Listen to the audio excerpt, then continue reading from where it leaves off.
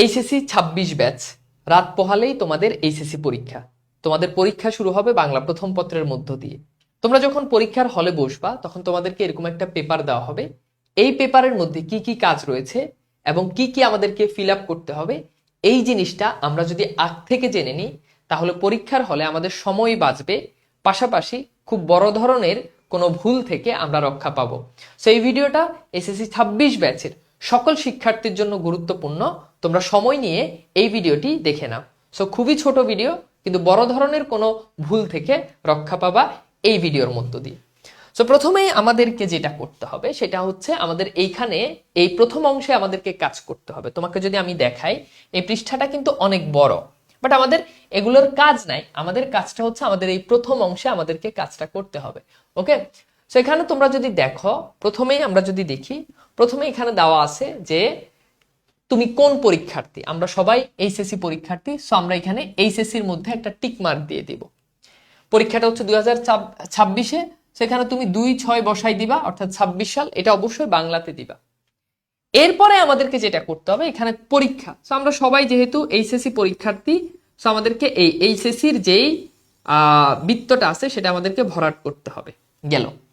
এরপরে তুমি তোমার রুল নাম্বার লিখবা। এগুলো তো অনেক সময় ভুল হয়, ভুল হলে সেটা কি করতে হবে সেটাও আমি বলে দিব। তো তোমার রুল নাম্বারটা ধরো আমি এখানে যেই কোনো একটা র্যান্ডম নাম্বার আমি এখানে বসাই দিলাম। ওকে, সো এইটা হচ্ছে ধরলাম রুল নাম্বার। এটা তোমার অ্যাডমিট কার্ডে এই রুল নাম্বারটা দেওয়া থাকবে। সো অ্যাডমিট কার্ড থেকে প্রথমে এটা বসাবা। বসানোর পর কি করবা? বৃত্ত ভরাট করবা না। বসানোর পরে প্রথমে অ্যাডমিট কার্ডের সাথে 2বার অন্তত মিলাই দেখবা যে 4, দেখবা যে অ্যাডমিট কার্ড আছে 4-5, এখানে আছে 4-5, এরপর অ্যাডমিট কার্ডে আছে 1-0-1-0, অ্যাডমিট কার্ড আছে 2-4-2-4। সো এইভাবে মিলাই দেখবা, অর্থাৎ তোমার এইখানে সঠিক হয়েছে কিনা। এখানেই যদি ভুল হয় তাহলে এখানে তুমি বৃত্ত ভরাট করার সময় তুমি ভুল করবা। সো এই ভুল কিন্তু করা যাবে না, এটা কিন্তু খুব গুরুত্বপূর্ণ। আর তোমাদেরকে বলে রাখি, এই অংশের কাজ করার সময় খুবই নিখুঁতভাবে কাজ করবা, ঠান্ডা মাথায় সময় নিয়ে কাজ করবা। তো এখন যেটা করতে হবে, এই যে এখানে আমি 4 লিখলাম, তাহলে 4-এর নিচে বরাবর আমি যে 4 যে সংখ্যাটা আছে এটা আমি সুন্দর করে এখানে ভরাট করে দিলাম।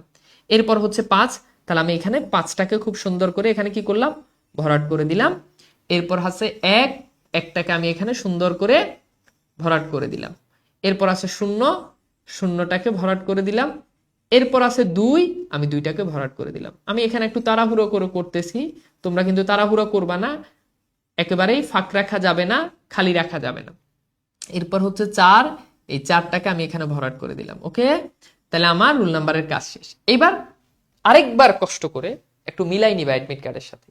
এটাও মিলাবা, এটাও মিলাবা, এটা একটু দেখবা। 4, ওকে, এখানে আমি 4 ফিল আপ করলাম। 5, এখানে 5 ফিল আপ করলাম। 1, এখানে 1 ফিল আপ করলাম। 0, এখানে 0 ফিল আপ করলাম। 2, 2 ফিল আপ করলাম। 4, 4 ফিল আপ করলাম। এতে করে তোমার আর ভুল হওয়ার কোনো আশঙ্কা নাই। গেল। এরপরে রেজিস্ট্রেশন নাম্বার। ওকে, সো রেজিস্ট্রেশন নাম্বারটা তোমাকে যেটা করতে হবে সেটা হচ্ছে এখানে দিয়ে দিছে যে 6 ডিজিটের হলে তোমাকে বাম থেকে 4টি মানে 4টা শূন্য বসাইতে হবে। সো তোমাদের এটা মেজারমেন্ট অনুযায়ী দেওয়া আছে, সমস্যা নাই। তো তোমাকে যেটা করতে হবে, তুমি এখানে তোমার রেজিস্ট্রেশন নাম্বারটা বসাই দিবা। সো রেজিস্ট্রেশন নাম্বার আমি ধরে নিলাম, আমার রেজিস্ট্রেশন নাম্বার হচ্ছে এরকম। ওকে, 4-5-6-8-0-0, এরকম একটা রেজিস্ট্রেশন নাম্বার। আবার অ্যাডমিট কার্ডের সাথে মিলাবা। মিলানোর পরে এরপর তুমি এখানে এসে এই কাজটা করবা, অর্থাৎ এটা এগুলো যেগুলো আছে এগুলোকে তুমি সুন্দর করে ফিল আপ করে দিবে। আমি জাস্ট তোমাকে দেখাই দিচ্ছি, এগুলো ভরাট করতে গেলে অনেক টাইম লেগে যাবে, তুমি এইভাবে করে ফেলবা। করার পরে তুমি যেটা করবা সেটা হচ্ছে তুমি খুব সুন্দর করে তুমি এইগুলা আগে মিলাই নিবা যে হ্যাঁ ঠিক আছে। এই যে অ্যাডমিট কার্ডের সাথে তুমি কি করবা, এগুলো আগে মিলাই নিবা যে হ্যাঁ মিলছে কিনা। সুন্দর করে ভরাট করবা। আমি তোমাদেরকে আর ভরাট করে দেখালাম না, যেহেতু টাইম লেগে যাবে। সো খুব সুন্দর করে দেখবা যে ওকে 3 বরাবর 3, 5 বরাবর 5 ভরাট করলাম, 1-এর নিচে 1 ভরাট করলাম, 2-এর নিচে 2 ভরাট করলাম, 4-এর নিচে 4 ভরাট করলাম। এইভাবে এই কাজটা করবা। ওকে, গেল, এই কাজটা শেষ। তাহলে আমার রুল নাম্বারের কাজ শেষ, রেজিস্ট্রেশন নাম্বারের কাজ শেষ। বিষয় কোড, বিষয় কোডটা অ্যাডমিট কার্ডে দেওয়া থাকবে। তোমার যে প্রশ্নপত্র সেখানে দেওয়া থাকবে। সাধারণত এরকম 3 ডিজিটের আমাদের কোশ্চেন বিষয় কোড হয়। সো আমার বাংলা প্রথম পত্রে ধরো আমি বিষয় কোড নিলাম 401। এইটা মানে তুমি দেখবা তোমার অ্যাডমিট কার্ডে তোমার প্রশ্নপত্রে যেটা আছে ওটা তুমি বসাবা। বসিয়ে তারপর হচ্ছে এখানে তো 4 নাই, ডেফিনেটলি 4 থাকবে না, তো আমি এটাকে 3 ধরলাম। তাহলে 3, এরপর হচ্ছে এখানে হচ্ছে 0, এরপর হচ্ছে এখানে হচ্ছে 1, এটাও আবার মিলাই দেখবা যায় ঠিকঠাক আছে কিনা। এখানে দেখতে পাচ্ছ অতিরিক্ত উত্তরপত্রের সংখ্যা, এটা মানে কি আমরা লুজ বলি না, অতিরিক্ত কাগজ নিই না, এই অতিরিক্ত তুমি কয়টা কাগজ নিছো, ধরো তুমি 3টা কাগজ নিছো, তাহলে খুব সিম্পল, তোমাকে এখানে 3 বসাই দিতে হবে, এরপর তোমাকে এখানে 3-এর ঘরটা ফিল আপ করে দিতে হবে। তুমি যদি 5টা নাও তাহলে 5 লিখে 5 নাম্বারটা ফিল আপ করবা। ওকে, আচ্ছা। এরপর দেখতে পাচ্ছ এখানে কক্ষ পরিদর্শকের স্বাক্ষর তারিখ, এটা তো তোমার হাত দেওয়া লাগবে না, অনেক সময় এটা দেওয়া থাকে বিষয়ের নাম পত্র, এটা হচ্ছে বক্সের বাহিরে কোনো কিছু লেখা যাবে না, বিষয়ের নাম এবং পত্র, বাংলা প্রথম পত্র যে সাবজেক্ট ওটা লিখে দিতে হবে। শেষ, আমাদের মোটামুটি এই অংশে আমাদের আর কোনো কাজ নাই। এরপরে পরের পৃষ্ঠা থেকে, পরের পৃষ্ঠা যখন তুমি উল্টাবা তখন তোমাকে ওখানে নির্দেশনা দেওয়া থাকবে, এখান থেকে লেখা শুরু করো, তুমি মার্জিন টেনে তুমি লেখা শুরু করবা। এইটা হচ্ছে আমাদের মেইন যে উত্তরপত্রটা থাকে, এটার সাথে এটা অ্যাটাচ করা থাকে। আরেকটা আমাদের এরকম ব্যাপার আছে, সেটি কি, সেটা হচ্ছে আমাদের এমসিকিউর জন্য আমাদেরকে একটা ওএমআর পেপার দেওয়া হয়। তো এমসিকিউর জন্য যদি আমাদেরকে যখন ওএমআর পেপারটা দেওয়া হবে তখন আমরা আসলে কি করব, সো এখানে আমরা এমসিকিউর যে ওএমআর পেপার সেটাতে একটু চলে যাই। সো সেইটাতে গেলে তুমি এখানে দেখতে পাচ্ছ যেখানে খুব সুন্দর করে আগের মতো দেওয়া আছে, সো প্যারা নেওয়ার কিছু নাই, এই কাজগুলো আগে যেটা এইটাই এখন, নতুন করে আসলে করার কিছু নাই। এখানে এইচএসসি তে টিক দিয়ে দিবা, এখানে 2026 দিয়ে দিবা। ওকে, এখানে তুমি তোমার রুল নাম্বার বসাবা, আবার আগের মতো বৃত্ত ভরাট করবা। সেট কোড, তোমার প্রশ্নপত্রে তোমাকে কোন সেট দিছে ওখানে লেখা থাকে, ক সেট, খ সেট, গ সেট। তো ধরো তোমাকে ক সেট দিল, তাহলে তুমি এখানে ক লিখবা, ক লিখে তুমি এখানে খুব সুন্দর করে এটা তুমি ভরাট করে দিবা, শেষ, আমার কাজ শেষ। আগের মতো সেম, কক্ষ পরিদর্শকের স্বাক্ষর তারিখ, এগুলোতে তোমার হাত দেওয়ার কোনো কাজ নাই। নিচের দিকে গেলে দেখতে পাবা যে রেজিস্ট্রেশন নাম্বার দেওয়া আছে। ওকে, এই রেজিস্ট্রেশন নাম্বারটা আমাকে বসাই দিতে হবে। সো আগের মতো আগে যেরকম কাজ করছো এখানে রেজিস্ট্রেশন নাম্বার বসাবা, দেন ওই রেজিস্ট্রেশন অনুযায়ী তুমি হচ্ছে এটা ফিল আপ করে দিবা। এরপর হচ্ছে বিষয় কোড, ওই যে তুমি তো বিষয় কোড লিখলাই, সো ওই বিষয় কোডটাই তোমার বাংলা প্রথম পত্র বা তোমার যেই সাবজেক্টই হোক বিষয় কোডটা বসাবা এবং সেই অনুযায়ী এখানে বিষয় কোড বৃত্তগুলো ভরাট করে দিবা, শেষ। সো এখানে কিন্তু আমাদের কোনো কাজ নাই, এই কাজ আগের মতো কাজগুলোই, নতুন কোনো কাজ নাই, জাস্ট এখানে একটা সেট কোড নতুন করে যুক্ত হয়েছে, যেটা তোমার আগে সেট কোডটা থাকবে না, এখানে তোমার এই সেট কোডটা দেওয়া থাকবে। এবার আসো এমসিকিউ আমরা কিভাবে ফিল আপ করবো। সো এমসিকিউ ফিল আপ করার ক্ষেত্রে মনে রাখবা আমার খুবই ঠান্ডা মাথায় চিন্তা করতে হবে, খুবই ঠান্ডা মাথায় লিখতে হবে। এইসব জায়গাতে কখনোই রুল, রেজিস্ট্রেশন নাম্বার কিংবা এমসিকিউ ভরাটের ক্ষেত্রে কখনোই তাড়াহুড়ো করবা না, সময় নাই তাড়াহুড়ো করবা না। তুমি দরকার হলে 2টা এমসিকিউ তুমি ভরাট করো না, কিন্তু তুমি তাড়াহুড়ো করো না, কারণ তাড়াহুড়ো করলে তুমি কয়ের উত্তর দাগাই ফেলবে, খতে ক্ষয়ের উত্তর 2 নাম্বার, এক নাম্বার উত্তর দাগাবা, 2 নাম্বারটা 2 নাম্বার উত্তর দাগাবা, 3 নাম্বারটা, এরকম ভুল হয়ে তোমার সবগুলোই ভুল হয়ে যাবে। পরে তুমি আবার নতুন করে বৃত্ত ভরাট করার সেই সুযোগ আর পাবা না, সময়ও পাবা না।